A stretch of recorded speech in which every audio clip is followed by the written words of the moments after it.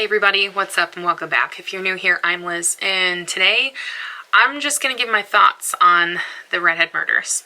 So we have our 5 main victims, right? And we have our attempted assault victim, Linda Shake. But we also have our 9 other victims that are tied to this case, one of which has a separate killer than Jerry Johns.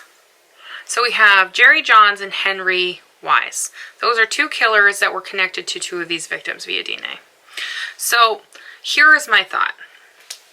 Because we also have another serial killer that's attached to this case as well, with Elizabeth Lamont, who I didn't cover in a video, and I did that on purpose. Elizabeth Lamont is tied to the chameleon killer. The chameleon killer is Terry Rasmussen, who lived here in New Hampshire.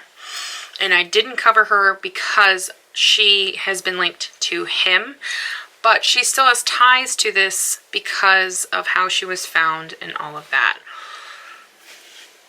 What if the RedHead murders has links to, now this is kind of far-fetched and far out there. These men that are tied to this are truck drivers or have a past in truck driving. I know Terry Rasmussen does. So does Jerry Johns. He was a long-haul truck driver. And Henry Wise was also a truck driver. There seems to be some correlation with these routes. And it is known that truck drivers like to pick up women.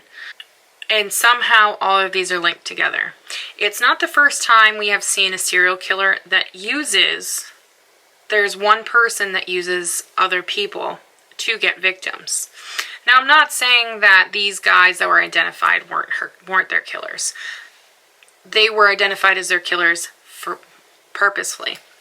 I'm just saying that maybe they're not the mastermind of all of these murders. There's somebody else that's tied to this. And this is my own personal opinion. Kind of like my own profile of this, if you will.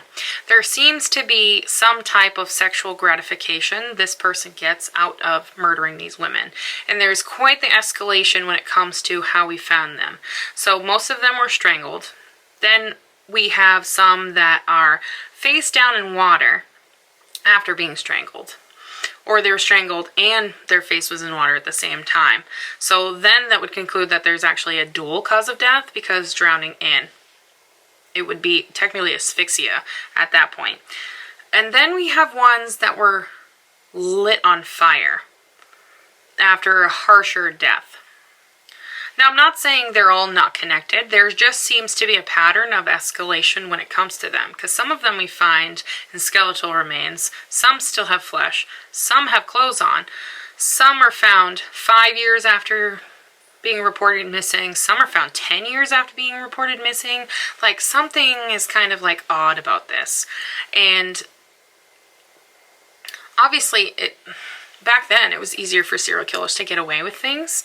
I mean, not so much now, because if they left DNA behind, we're figuring out who they are, but there's something that for me doesn't add up. And I'm making this video on purpose because I want others to brainstorm when it comes to cases like this. If you're not well into the true crime world like I am, I mean, you'll see a significant pattern with a lot of these killers. There is a sexual gratification they get from this. There is something of pleasing people they get out of this. There's some underlying factor of why they do what they do. Maybe they have mommy issues. Maybe they have daddy issues. Maybe they get a thrill out of killing people. Maybe they feel that they will appease other people by doing this, by getting rid of a person. There's something about whoever is behind this. I believe that there is a sexually charged notion about this. They gravitate towards people that are either prostitutes or they assume they're prostitutes that they pick up off of the side of the road. And maybe the assumption of them being a prostitute is why their murders are elevated or escalated to the point that they did. Maybe that's why their murder was much more brutal. But there's something about it that's just off. What are your thoughts? Leave them in the comments down below. I want to know. I want to know. And I'll see you guys in my next video.